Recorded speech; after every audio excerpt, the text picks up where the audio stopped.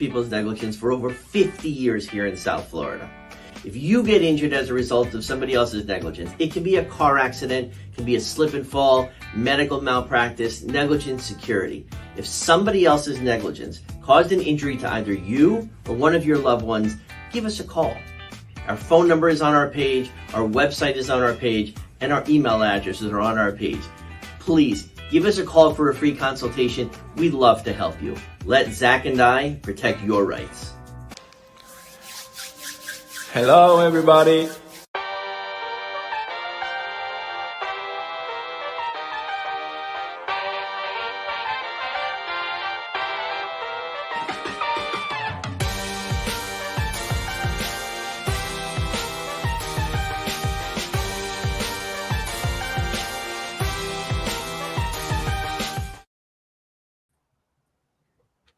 Fish on First is live, our second to last regular season live stream here in 2024.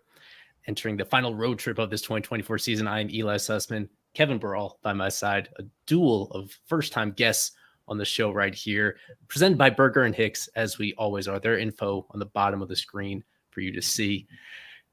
Duel of guests, as I mentioned, longtime listener, first-time streamer with us, Jonathan Mayer, checking in for the moment. Right below me. Good to see you, Jonathan. We got a Gregory Masterson, Twins Daily, bringing the Twins perspective during the first half of this show. A whole lot to get to as they are still fighting for their playoff lives. And I wanted to go to Jonathan very first on this because there's a lot at stake for the Marlins tonight.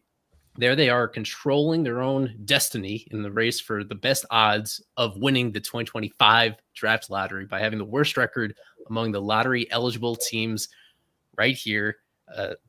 Coming down the wire right here, the magic number is 1. Either one more loss for them this entire week or one more win from the Angels would push them over. Is this the kind of occasion, if they clinch tonight, is there a reason to celebrate? Or is this something where you got to wait until the lottery actually plays out before getting too excited? I would say you got to wait it out a little bit. I think for them, I mean, look, I personally want to play a little bit of spoiler this week for the Marlins. That's what I want. You know, you got the Twins coming to town. I know Toronto. Oh my God. Hope he comes back. Lasted just like 1 minute into his first debut appearance on that. Damn, man. That's your boy, Kevin. The one that was petitioning to have Jonathan on the show. And he freezes on us. So we can make the very smooth transition to Greg for the Twins perspective right here.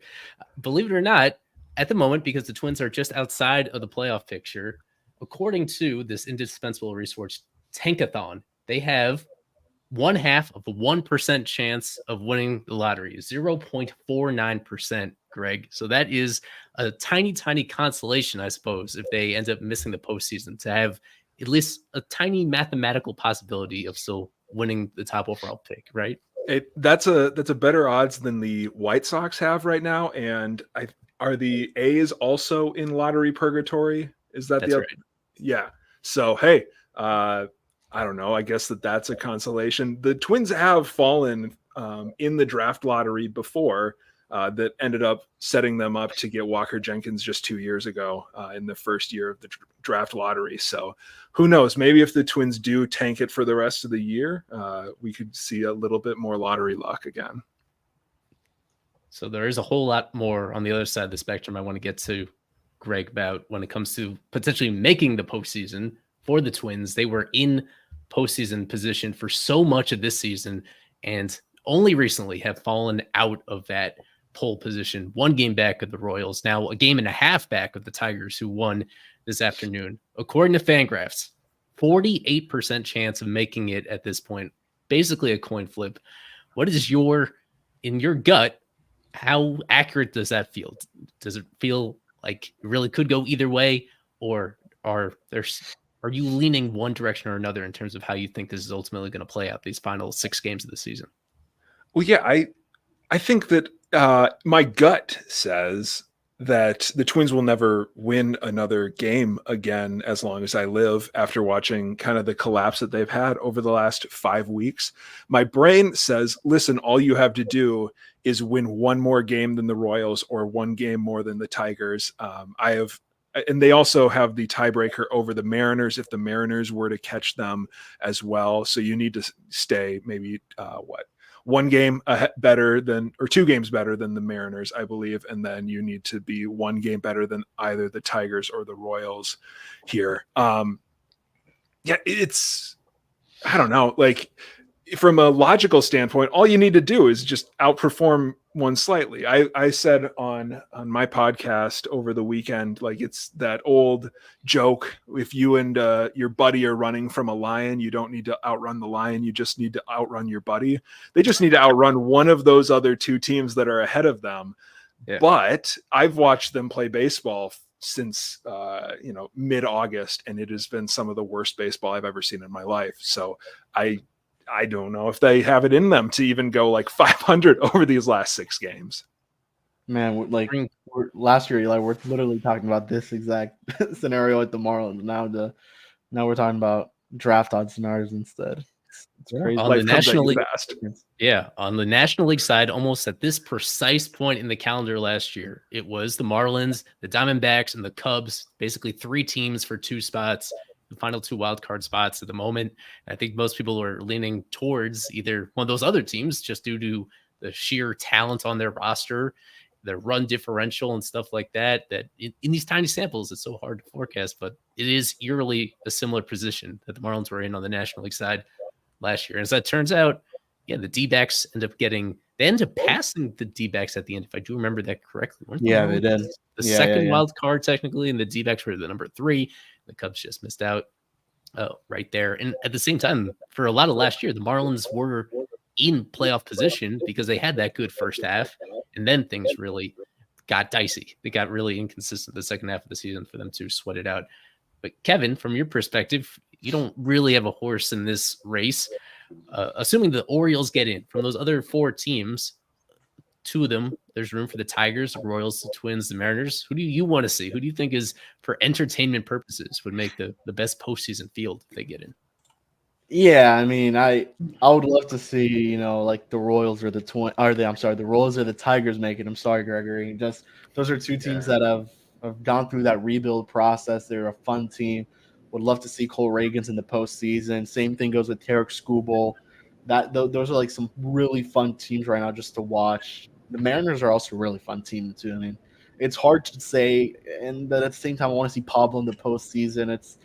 It's difficult to choose between those squads, but I think I want to see what those young teams like the Tigers and the Royals have to offer in the postseason. 2 teams that have really made the AL Central one of the tougher divisions to play in. I mean, we were talking just 2 years ago about how this was either the Twins or the White Sox. Now we're talking about 3 really good teams in the AL Central that could win that division and even, clinch a wild card spot. So it's cool to see how far along that division has come, to be honest with you, because a couple years back it was one clear winner every single year, and it's changed. But I would love to see a Royce Lewis in the playoffs. Would love to see Pablo back there, obviously. But the Royals and the Tigers, I mean, we would get to see Bobby Witt make the playoffs for the first time. Salvador Perez back in that stage. So there's a lot of ways to go there, definitely, with who I would like to see there. And I mean, at the end of the day, you just hope for good baseball. So either one of those choices would be great. Yeah, well, now, as we welcome Jonathan back in, just same quick thing to you, where we're looking at this AL wildcard picture, and it's 4 teams jumbled within 2 games of each other for those final 2 spot. Are there any 2 teams in particular that you'd prefer for entertainment purposes that you think you'd like to see get into the playoffs when it all gets decided at the end of this week? Yeah, I mean, I kind of heard what Kevin was saying. I really want to see the Tigers and Royals. I mean, those 2 teams obviously were bottom half for a long time in the AL Central, but really, really fun teams. I think you would love to see that core, with Bobby Witt, MJ Melendez, Vinny Pasquantino. All those guys have played really good baseball, and I think you're seeing come to fruition this year. And then the Tigers as well, a team that saw a lot of enduring of losing and trying to get out of those stages. But those are really, really fun teams. The Mariners, I think, could also have a chance to sneak in there. I don't know. They've had an odd year standpoint of manager being fired, but they've really had some great additions on the deadline. But I think from a standpoint of just watching a lot of youthful teams and seeing the next generation of baseball, I think the Tigers and Royals are on my eye to see them make the wild card this year. Craig alluded to this a few moments ago about how the Twins recently have not been playing well. Take a look at this if you guys haven't seen it already.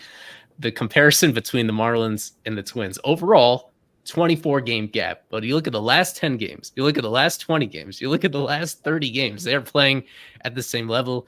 As Kevin and Jonathan know, that's not because the Marlins are doing well. They are kind of the epitome of mediocre last place team that is lacking in talent and in cohesion, complementary pieces. They're a very flawed team. Greg, as best as you can sum it up, what has changed for the Twins over this last month or month and a half? Well, you see, when hitters stop hitting and pitchers, starting pitchers stop pitching well, and then bullpens start blowing leads all at the same time, your record, and honestly, I feel like at times they are lucky to be 11-19 out of their last 30. It's kind of happened a little bit in phases. The Twins were rolling pretty well in mid-August, and then we can honestly kind of narrow it down to a single day. Jorge Alcala blew a 4-run lead, I believe, on August 18th, and things have just never recovered from there. We had a run about 10 days where every single lead, it felt like, was coughed up by the bullpen. Currently, they're rolling with 3 rookie starters in Simeon Woods-Richardson, David Festa, and Zebby Matthews, all of who probably have solid big league careers ahead of them, but they are probably a little above their skis, ahead of their skis, whatever the phrase is. Like Zebby Matthews is one of the most exciting pitchers in minor league baseball this last year, like statistic wise, but he started the year in single A, and now he is pitching in the biggest games of the season for the big league team. And then on top of all of that, over the last, 5 weeks, the hitters have completely fallen apart as well. They've been without Byron Buxton and Carlos Correa for most of that time. I forgot to mention in the starting rotation, they also lost Joe Ryan at the beginning of August. They lost Chris Paddock in the middle of July, and they technically lost Anthony DeSclafani before the year started. It's been a kind of a revolving door in the rotation to an extent where they've got all of these young guys. And then in the last, 5 weeks, they've also just ceased to be able to hit the ball at all.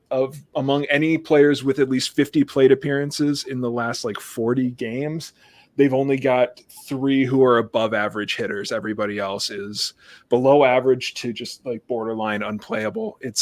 There's the only hope that we have right now for this team to kind of turn it around is them for just rediscover their form. There's not one glaring issue that has led to this collapse over the last month plus. Well, let's talk about Pablo Lopez. He's he is the one constant in that rotation, making every scheduled start each of the last 2 years since getting traded over to the Twins. I'm sure on the Twins side it was the same thing. That trade for Luis Arraez was one of the more exciting and creative trades that we've seen in recent years. And the narrative was pretty simple after the first year. It was a win-win. Both teams doing pretty well. It's been more complicated this year, of course, with the Marlins dumping Arraez, eating a salary, getting these prospects that are still a while away from contributing.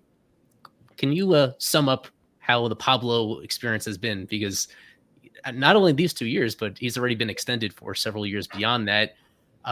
It's been this season in particular, I know it's been a fascinating one for him based on early on kind of underperforming his peripherals and then turning it around. And then as we're speaking, most recently coming off a really surprising and disappointing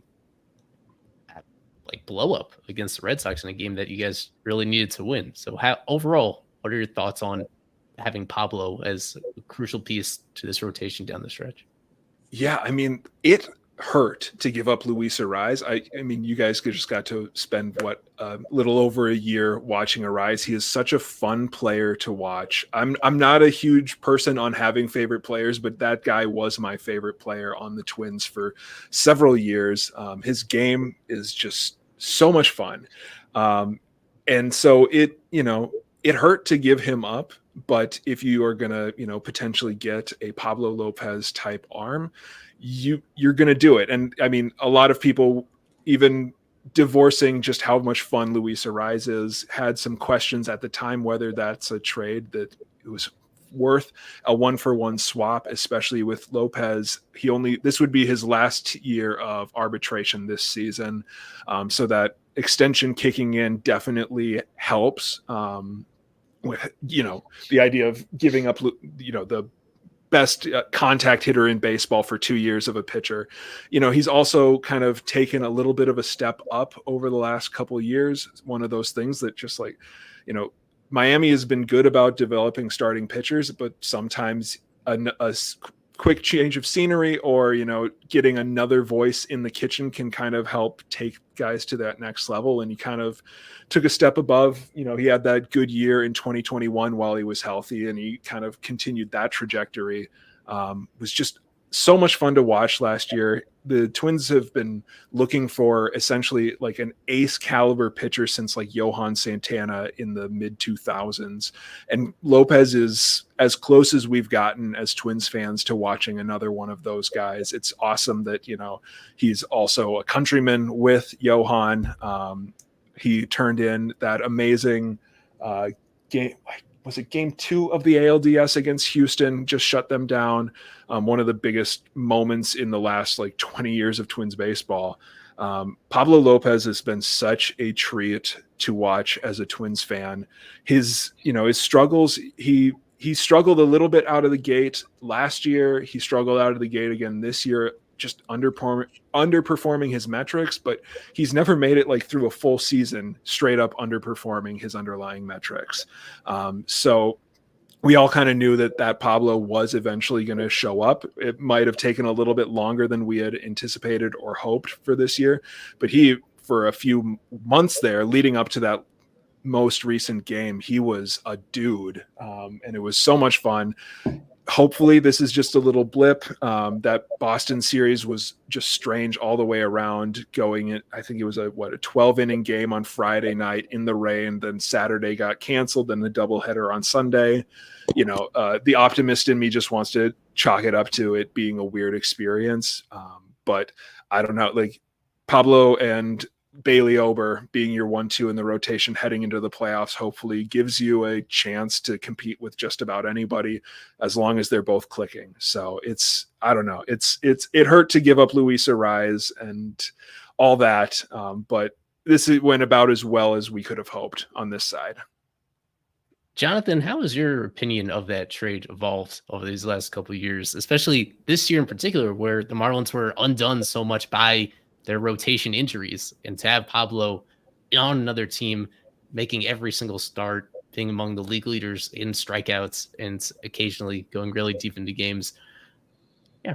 How do you reflect on that really controversial decision, especially now that Luis Ariz is not even on the Marlins anymore? Yeah, it's kind of crazy to think how what is it? Maybe a year ago in a calendar year, we saw the Marlins, make the postseason. Twins had a great year. And, you see those two guys, Luis Ariz and Pablo Lopez, they're having great season. Now all of a sudden, Ariz is gone. Lopez, the numbers for 1 ERA, not bad, but still not the year that he had last season. But for someone as a Marlins fan myself, obviously, look at it now, you can see what the Ariz trade was, and maybe it wasn't what we, wanted to give away. But, it does hurt a little bit, to see, Pablo Lopez now in this stretch of, now could probably be, future now star with the Twins, and now Luis Ariz is one and done with the Marlins. So I think now looking at that trade, you think a year ago it was going to be really good for both sides, and I kind of see the Twins really getting the leverage. And I think Pablo, I still think could win a Cy Young with the Twins coming up soon. Kevin, you've had the opportunity to cover a lot of different guys on this team, especially this year, a record number of different guys on this Marlins team. Yeah. I think is Pablo still right near the top of your personal rankings in terms of just how nice a person he is, how he deals with people. Just remind people about what he was like off the field, because I think even now he's left a pretty strong impression on people in Miami, even a couple of years later. Amazing human, one of the best in baseball. I think all of us who've covered the team have our personal list of favorites, and I think for all of us, Isaac, Alex Krutchik, Lewis, all of them, they would have Pablo, if not first, very, very close, because he is a phenomenal human being, great with the media, would do every single interview you asked him to do. That guy is a class act human being, and He still remembers all the media from Miami. Funny enough, Jonathan and I saw him at FIU practicing, and he remembered me. Yeah, he was a great guy, and he's a great human. I'm actually excited. They're coming back to Miami next year, I would assume. So, just given how the schedules are working, so I'm excited to see him, and I'm sure I'll see him sometime during the off season, which I know he does his pickleball charity thing as well every year, and I'm assuming he's going to do it this year as well. And I'm assuming he'll work out at FIU at some point. So it was cool. He's a phenomenal human, and I can't wait to see what he does. Hopefully, if the Twins make the playoffs, I'm sure he'll be their game one starter, and I'm excited to see him back at that stage. One that he really didn't see much with Miami. Obviously, he was able to see it in 2020, but Gregory kind of mentioned it. He was really damn good for the Twins in the playoffs, and especially last season. I believe he received a couple Cy Young Award votes. I don't know how many, but he was definitely that good. He did receive 7th. Yeah. Yep. There's one other big topic I want to get Greg's thoughts on, and that's manager Rocco Baldelli, because you put together an awesome article on him on Twins Daily that I just read about his interesting style and the trust that he has in all the players, on every single player on that roster, perhaps to his own detriment, actually, to have that approach. Now with 6 years already with the Twins organization, which makes him one of the longer tenured managers all of a sudden in Major League Baseball. Just last year, they made it to the playoffs. He led them to that first playoff win in a couple decades. Is there any ending to this regular season that would have his job potentially in jeopardy? Or is he somebody that you think, for better or worse, is still going to be in place for 2025? Yeah, that's a tough question. I guess my perspective on a lot of these things is that, I don't know what's going on behind closed doors. I don't know exactly what sort of relationships managers and players have, and managers and coaches and players. And so my intention when I write articles like that is to kind of separate myself, like make it clear, like I don't know these guys. I don't know what's actually going on, but this is what I'm seeing from kind of a bird's eye view. The way that the Twins kind of are set up is that there's a ton of organizational philosophy that's reflected at every level, whether that's in the front office, whether that's in the MLB staff, in the minor league staff. It's important to them to kind of have everybody on the same page. And so in a way, and I don't want to say this like in a way that comes off wrong, but Rocco is kind of an extension of the front office. They don't always agree with each other on every single decision, but they're philosophically aligned. And so to an extent, it's hard for me to see the Twins, using Rocco Baldelli as a scapegoat unless there is, some sort of information behind the scenes. People like to throw around like the term, he lost the clubhouse or whatever. If something like that is true, that not that I've heard any credible reports of that, but those type of situations, I could see them making a move like that. If they just think that they need, the players have, grown used to him. There's always value in just like turnover, even if, you're moving laterally, just a new voice, kind of shake things up. I just don't see a situation where the front office is so disgusted or just tired of Rocco and his managing that they would, decide to remove him because he is, he is the guy that they brought in, they handpicked. They've been working in lockstep with him for all this time. I could see, it's always one of those things that it's kind of cathartic to give somebody the boot. I could see staff members under him potentially, especially, like on the hitting side with how bad their hitting has been over the last month plus, potentially being something. I just don't, I'm never going to count anything like that out. I just don't see them moving on from Baldelli for better or for worse. He's I don't want to say it in the wrong way, but he's kind of a company man through and through from all impressions that we get from outside. It's a topic that I'm paying close attention to just because of the seeming inevitability that Skip Schumacher is going to be gone from the Marlins. So we're already looking at his potential landing spots as well as the outgoing guys that potentially could be coming into Miami right there. Yeah, the most recent opening coming up being in Cincinnati, and that is one that is already going near the top of the list of kind of logical fits for Skip. If once they continue that search, we're going to go into our usual flipped fish right here. On every of these streams, we pick a player who spent part of their major league career with both the Marlins and their opposing team. And this one, slightly harder than the average one. I can show you some clues from their baseball reference page. Try to figure out who this is. I have this as a 6 out of 10 for a former Marlins and Twins player. First baseman and left fielder who batted from the left side. A big guy, listed at 6'3", 245. He played in the majors from 2010 to 2020, and you see the overall numbers right there. Decent amount of power, not very much speed, but overall slightly above average hitter. We'll go to our break, think it over, digest the info. We'll do the reveal, and we have a big second half of the show coming at you here on FOF Live, so stick with us. We have been representing people injured as a result of other people's negligence for over 50 years here in South Florida. If you get injured as a result of somebody else's negligence, it can be a car accident, it can be a slip and fall, medical malpractice, negligent security. If somebody else's negligence caused an injury to either you or one of your loved ones, give us a call. Our phone number is on our page, our website is on our page, and our email addresses are on our page. Please give us a call for a free consultation. We'd love to help you. Let Zach and I protect your rights.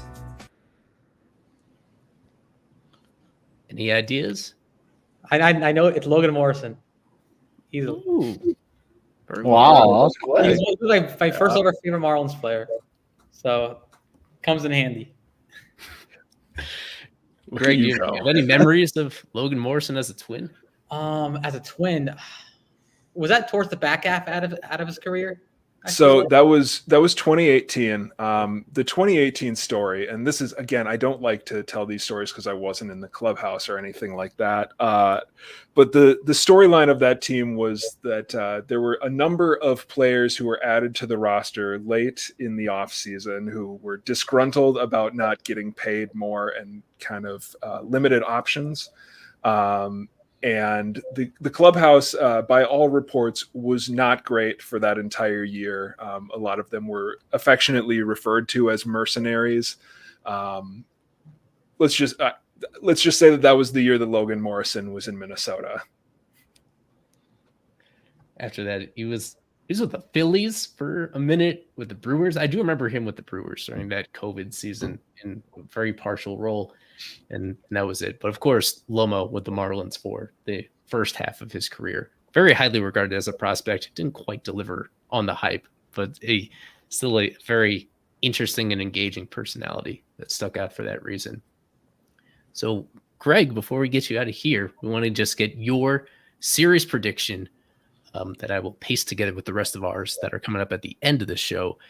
But out of this 3-game series, how many games the Twins are going to win, and who's going to be your series MVP. We picked the MVP by win probability added, so it could be a hitter, could be a pitcher from either side. Give us your insight on these next 3 games.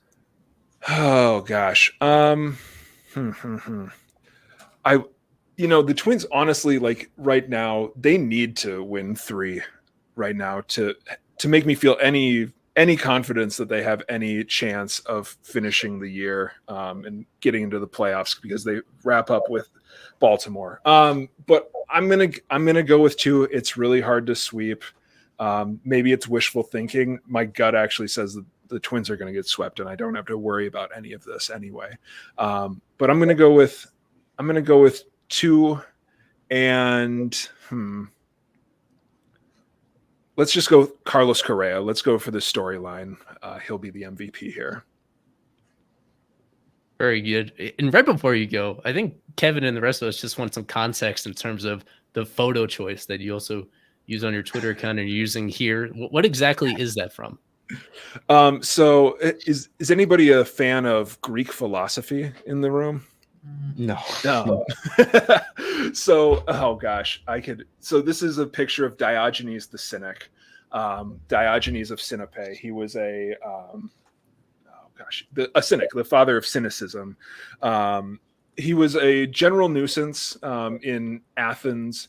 This is an extended picture. I would send you a picture of the full. Actually, my Twitter picture right now is a picture of the full picture. So go find me at Greg T. Masterson on Twitter. But there are a number of apocryphal stories of this guy. He used to live in a barrel. He was naked all the time. He's like, I don't understand why there are rules for anything ever. He hated Plato, and Plato, in those days, they were talking about, like, what is a man? What is it? We're just defining things. That's what philosophers are doing. And he says, a man is a featherless biped. And so Diogenes, who hated Plato, went and he plucked a chicken. There we go. There's an image. There's the full image.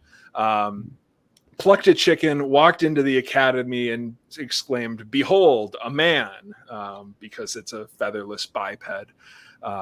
There's all sorts of different stories about this guy. He cracks me up. One time, Alexander the Great approached him and said, "Hi, I'd like your advice. What can I do for you?" And he said, "You could step away and get out of my sun, please, because you're casting a shadow." I like to, I guess, channel some of that energy on my Twitter account. Just kind of a reckless old man. But before I go, I did want to say I just remembered my favorite Logan Morrison incident, where it was everybody had a heat stroke at Wrigley Field in 2018, and so the Twins finished the game with an outfield. It was Logan Morrison only appeared in left field twice. He was in left field. Robbie Grossman was in right field, and Julian Astudillo, La Tortuga of Marlins fame, finished the game in center field. It's the worst defensive outfield I think I've ever seen in my life. In center field, Astudillo. I guess the only thing more absurd is when he pitched for the Marlins several times during his one season there. So it is bad. It is bad defensively, but perhaps not the worst use of his talent as much as pitching would be. But thank you so much, Greg Masterson. Thanks for having me on. This was fun. Yeah, absolutely. And good luck to your Twins. They certainly need these wins more than the Marlins do over these next 3 days. Hey, I hope that you guys get your last win to seal it for the best odds at number 1. Yes, last loss. One more loss to seal it.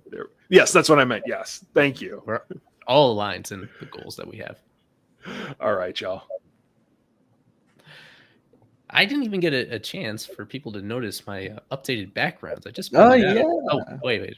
Well, not that. Everything. Yeah, I moved things around for people that watch our streams normally. On my over my shoulder, you see that photo that our brilliant photographer Donna Sosa took around opening day or right afterwards. Cool. But I updated my background. Yeah, so Nice. I think I'm going to add a poster right below it. That's a player, some Marlins player that's not in immediate threat of getting traded. I'll probably add below that. But yeah, I shifted things around, and I hope people appreciate that. And I hope we appreciated Greg's very interesting appearance. That has back-to-back shows where we've had a no camera appearance from people, but still very good insight and more so a good look inside the minds and the hearts of a tortured Twins fan, given all the suffering they've been through. But now what for people really wanted, which was our in-depth breakdown of today's roster moves and the return of Dane Myers and the end of the Christian Pache era. We're going to spend more of this on Dane, I think, and him coming back here. But Kevin, first of all, let's hear from you about Pache being on his way out after spending, what was it, like almost 2 months with this team somehow as their part-time center fielder, defensive replacement guy. Yeah, he was an interesting addition. I thought, originally, you're adding Christian Pache, may as well see what you got. He's still fairly young, good defensive outfielder. You don't have much to lose at that point of the season, but goddamn, was that really bad of a tenure for Christian Pache. No offense to him, he's a great guy. I mean, he was one of the, really nice guy in the clubhouse, but when you're striking out at a 32% rate, it is very tough, and you have a WRC plus of a 42 with the Marlins. Not great, but he had a couple good moments, I guess. He had 2 home runs, I believe, with the Marlins. Some nice plays in center field, and overall, it just what we've been seeing from him the past couple of years. What made him really a tough, not a good player overall, which was on the offensive side of things, just swinging at the fastball up, really a very aggressive approach that he just never was able to calm down or adjust or find more patience. But yeah, I mean, I think this may be the end of the line, at least at the major league level for Pache. Maybe he lands a minor league deal and stays in AAA for a bit, and he'll be some sort of outfield depth for another team. I mean, who knows? Maybe he gets outrighted to AAA to the Marlins or something. And I believe he, with the limited amount of major league time, I think maybe he doesn't have to make a choice there.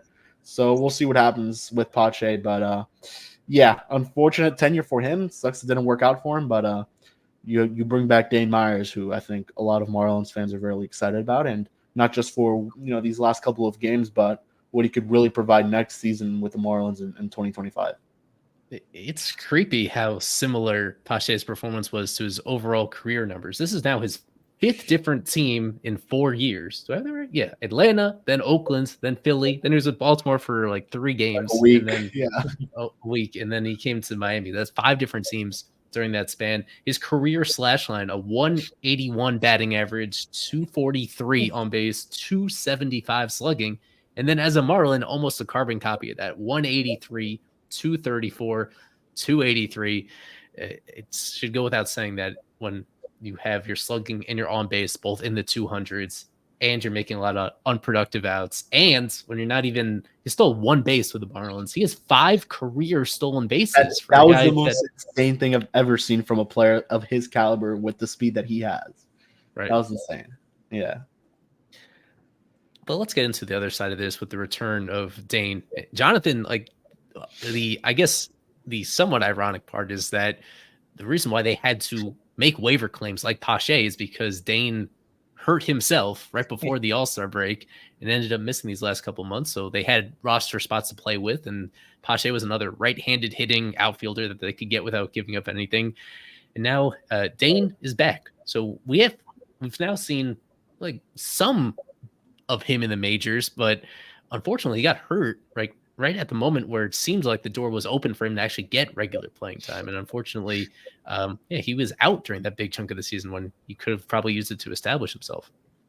Yeah, I mean, for Dane Myers, that was a guy that, I think he had teared it up. I think, really good, end of month of June and then early July. And obviously an injury like that where, I think he talked about on social media, something that we never want to happen again, to, hurt himself, hurt his hand like that. But no, I'm really excited to see him play towards the back half of these, hopefully, 5-6 games here with the Marlins. He's somebody, I think Kevin talked about it, who can really be a good option in this outfield and outfield. You don't really don't know what it's going to be like heading into next year. There's options, but really don't know what the Marlins really have that really can display like an opening day lineup type of emphasis. But yeah, I'm really excited to see Dane Myers play, a guy that I think he was getting older, but really, really somebody that hit the ball really well. I think he hit like over 368 in his past 7 games with the Marlins, especially it's good as the White Sox and stuff. But no, I'm really excited to see him play. And I think these next couple of games are just a little bit of a taste of hopefully what we can see heading to spring training and then moving into opening day next year. You referenced the apology that he put up. For people that aren't caught up, I do have a bit of it that he put it on a notes app. Is really, you spend quite a bit just explaining it about how he lost his composure in the heat of battle, made a mistake off the field, which was kicking something in the Marlins clubhouse in Cincinnati that ended up fracturing his ankle and leading to this absence.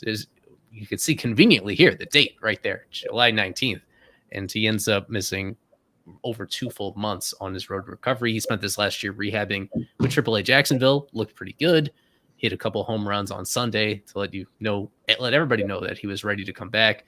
Not actually in tonight's lineup. So we're at a point where it's already so close to the end of the season, and yet he's not even going to play every single day down the stretch. They have Derek Hill starting in center field instead of him. They have Kyle Stowers in there. We'll get to the lineup in just a few moments. What do we think, Kevin, about how much he's actually proven to this point and where he fits with this team's future? We were excited about him, given how well he produced at AAA, given the tools that he has. You add it all together, and I was kind of surprised that it's still a really tiny sample. He's still it's been 60 games in the big leagues. He hasn't really hit for power yet. He's believe it or not, he's going to be 29 years old next spring before next season even starts. Like, yeah, how much what do we think his most likely role is with this team moving forward and going into next year, just given how in and out he's been with the big league team? Yeah, I mean, I think you're looking honestly at your center fielder for opening day right here with Dane. I mean, I know he hasn't shown he's shown a decent amount of stuff that he did at AAA, even AA back then, but it's been a limited sample size. Obviously, didn't make the opening day roster a lot this past season when he really should have after the spring training that he had. That was really good.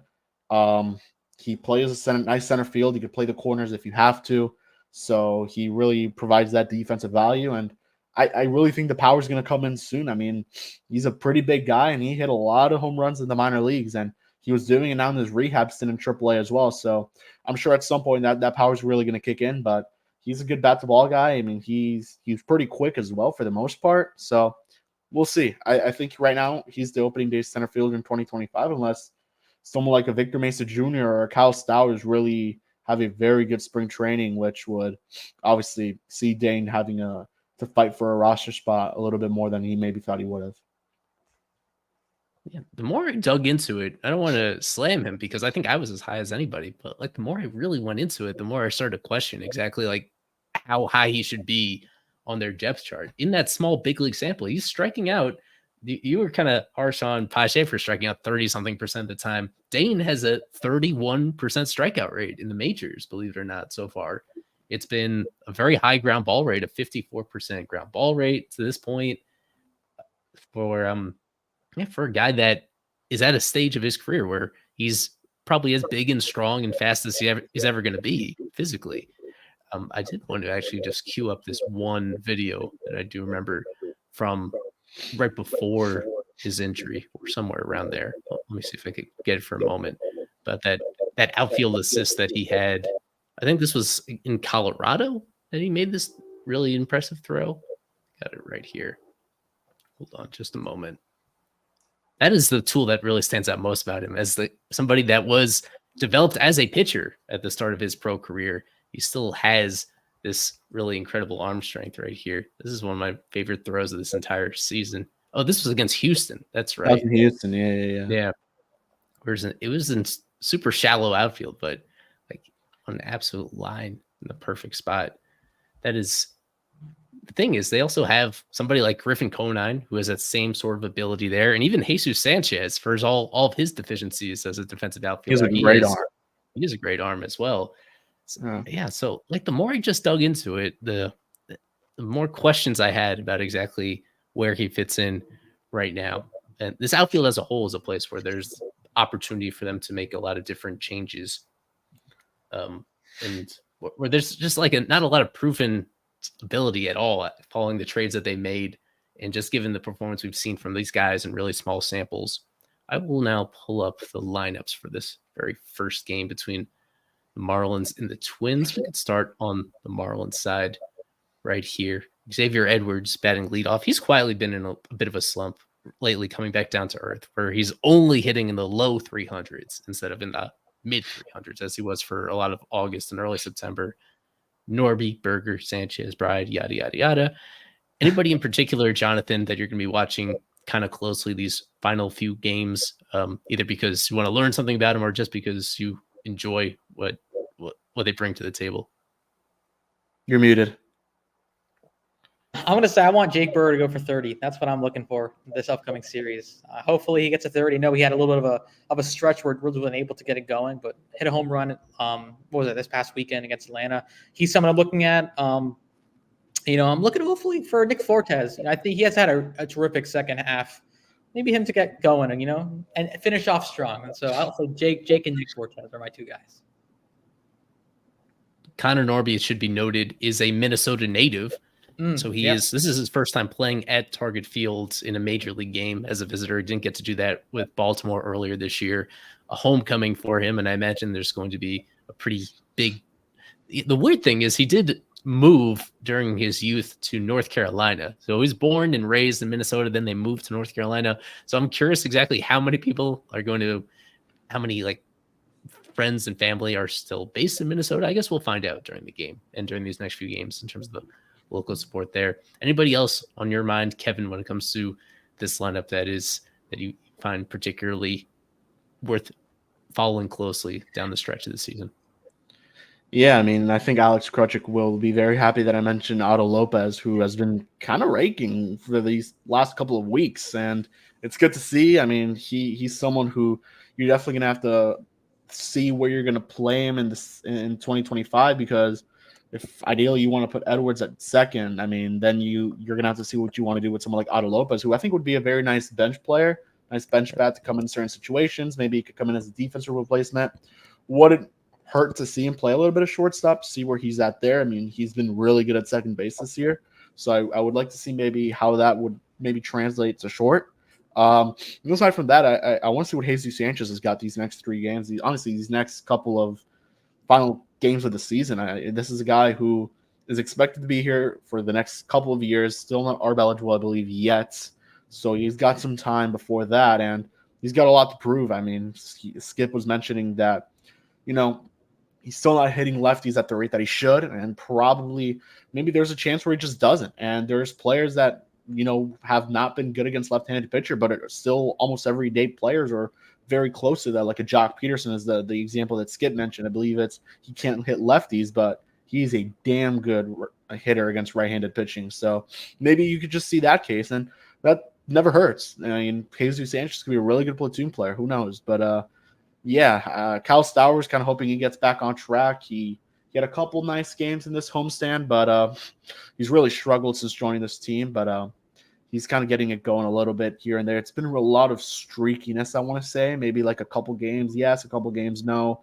So, yeah, we had a good conversation with him as well, Krutchik and I, and cool guy. And he has some really good things to offer in terms of just what is working for him when he's on and what really isn't when he's really not on it. So this is probably pretty close, honestly, to the lineup we may see in 25, maybe with the addition of a couple other guys and maybe a free agent signing. So who knows? But yeah, definitely, I think your usual Marlins lineup with a couple different things that you're kind of looking into in terms of individual performances as we wrap up the season. Yeah, not to overanalyze a single game at the last week of the season. It is curious that they found room for Derek Hill in there, with Dane returning from the IL and with the fact that Griffin Conine has been in the lineup against most righties. So why it is that Skip thought it was important to put Hill in there, that might speak to the fact that he's not totally out of the picture in terms of the 2025 roster. That'll be a fascinating decision in terms of whether he survives the postseason roster crunch when they have to get down to 40 guys again. That's what really struck my attention, is that he's in there at all at this stage, having recently returned from his own injured list stint. Very quickly on the Twins side right here, poor Royce Lewis. He was off to such an amazing start to this season, and then I traded him in our staff fantasy baseball league, and ever since then, it's been injuries and it's been mediocrity. He's come back down to earth after being one of the hottest hitters in all of baseball early on in the season. Carlos Correa is playing through an injury right now, but he's still in there almost every day. Byron Buxton, of course, when he's on the field, he's electric, but he misses a whole lot of time for them. I'll reiterate it. I brought it up near the top of the show, but this team has been just as bad as the Marlins going back for their last 30 games. They have the same record, 11-19 in their last 30, despite all the star power and the big names that you see in there. But yeah, anybody in particular, Jonathan, that you're interested in watching from the side? I mean, I'm just shocked about Carlos Santana. I mean, that guy has been, a big part of the Twins offense. And he's it's been very consistent. So I think somebody for him who, we've seen watch for over a decade now, starting with the Indians or the Guardians. So I've been really fascinated by his kind of stretch of play right now. And then adding to that, I think obviously a Byron Buxton, what he can do as well. I think the top of the order is really crucial for the Twins. But I think right now for them and this stretch of having to win games, keep their postseason chances alive, I think those two guys are crucial on top of the order, who have been really dependable for the Twins this year. Yeah, and I'm also just looking really closely at this in terms of whether there's another trade possibility out there, because there have been a few trades now between these teams in recent years. Most recently, I think this came up before this show, the Steven Okert and Nick Gordon lose-lose deal. And then we spent some more time on Pablo and Arise more recently on here. But Santana, he'll be a free agent this offseason. I don't think the Marlins have a room for another first baseman in there. Manuel Margot, he's going to be – I just touched on the fact that there's so much uncertainty about this outfield that Margot as a free agent and potentially as like a minor league non-roster invitee, I'm just going to throw it out there into the world that's somebody I wouldn't be shocked if he winds up in Marlins camp as an NRI next year and is one of those veterans that tries to give all the homegrown internal guys some competition in Jupiter next spring. Just throwing it out there. Not even going to make it a prediction. I don't even have the conviction to do that, but just as the type of player that might be in consideration for them in free agency. And then lastly, just to look at the probable starters for both these sides these next 3 days. I'm not sure if this is going to be the final look at Ryan Weathers because he would be on regular rest for Sunday, that finale, but it's going to be, I think for everybody's sake, a relief. It's the final look at Edward Cabrera because I'm just so tired of going back and forth and back and forth and back and forth on in terms of whether I'm in or out on him and how much I believe. Where do you fall on that, Jonathan, with Eddie? Because at times as dominant as he's been, but also the frustration with the walks and with the injuries, how much confidence, where do you think he fits in with this team moving into 2025? I'm like you. I do not know. It's a question where he'll have a start, go 6 walks and come out, go no innings, maybe 1 walk and strike out like 10. I think with him, it's just like, it's every year. It's the same thing. And he comes in, maybe having good starts. He comes in and then gets injured. I think for him, I feel like maybe this is one more go around for him. Or I can see the Marlins maybe trying to find something to maybe utilize him and maybe some trade assets. I don't know if he has any value, but I think he's somebody that I saw your face, Kevin. I think it's somebody that, I think the Marlins maybe they still feel like there's some value in him. But for him, I don't know. He's a guy that he's very consistent and injuries and all that stuff. But man, his career has been very interesting. I remember like 3-4 years ago, he was touted to be better than Sandy Alcantara, I think people were saying, or not. I think it was sick. Yeah, I think it was Sandy. So seeing him now, it's been interesting to see what his career has been. I remember those very vividly. I was trying to pour some cold water on comparing anybody to somebody of Sandy's stature back then. And that's what, as I remind people, as we now head into, we're kind of in this rebuild already, but we're heading to this moment where a lot of the next interesting core for this Marlins team is going to come from within, come from prospects, guys that are in the upper minors right now. And I just, tell you guys to just suppress expectations for how they're going to translate to the big leagues. Even a high percentage of top prospects don't actually turn into much once they get to the majors because it's such a massive gap between AAA and MLB in terms of the quality of competition and all those other factors right there. Just a periodic reminder for people not to get too carried away and not put high expectations on guys before they have any big league experience at all. Without further ado, the second to last prediction time of the season. Let's get into it. This is prediction time. I don't want to toot my own horn here, but I'm really good at this. Final 2 sets of series predictions we have left. By my calculations, I'm mathematically alive, but not really. It's going to come down to those top 4. Daniel Rodriguez, the reigning prediction time champ, a 1-point lead entering this last week. Then we have 3 of our super subs, 10 of spades, BK, Sean Millerick, and Rings. They're all within reach. You could get a max of 3 total points for each series. So those are the ones that are still alive right there. I took my shot this past weekend against the Braves, trying to go out on a limb thinking that the Marlins could steal that series, and they came pretty close. They came pretty close on Sunday. They just need 1 hit in the later innings to break it open, and then maybe we're telling a different story. I do expect it to come down to those top 4 right there. Naturally, we're all rooting against Daniel. It's no fun to have a repeat champ right there, especially one that these last couple months all of a sudden doesn't show up on streams. He's sending out his predictions ahead of time while he's busy at his job. That happens to conflict with a lot of our stream times. but he's got to give him his credit. He's been getting points pretty consistently throughout this year right here, but a dramatic conclusion. So we already got Greg Masterson's prediction earlier in the show. We've had our super subs predict as well, and the rest of our staff. No surprise, a lot of expectations for the Twins to pull this one out, given how much they have on the line, and for the Marlins knowing that they wouldn't mind at all losing at least one of these games to secure their 2025 MLB Draft lottery odds. Or an Angels win, right? Or an Angels win. Yeah, it's possible. Hey, they're playing the White Sox. It's totally possible. It is. So let me get our background back up here and cue the music, and we will start with we'll start with Kevin, as we often do on here.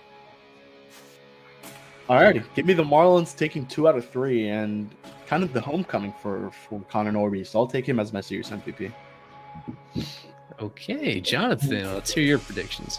I was gonna say 2 out of 3, but I'm gonna switch it. I'm gonna say the Twins take 2 out of 3. I think the Marlins will take the Thursday game, but I think they'll drop the first 2 in this series.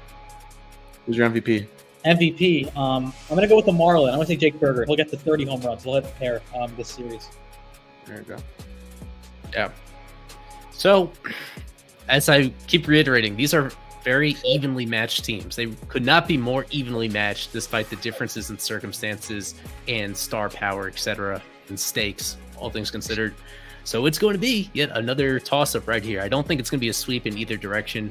I will lean towards the Twins taking 2 out of 3 in this series at home with Carlos Correa as my MVP. These are the moments that they got him for. They went way out of character to sign him to the contract that they did. And when he's been on the field, for the most part, he's been very good this year. So fingers crossed for everybody's sake that he at least stays healthy, because we want to see the best talent on the field during this most crucial section of the season. And I think he has a couple very consequential hits to give the Twins a very rare series win for themselves and keep them very much alive in the AL wildcard race. FOF Live, Marlins versus Twins show. Thanks everybody for joining myself, Kevin Barral, Jonathan Mayer, Greg Masterson for the second to last live stream of the regular season. I cannot wait for this to be over.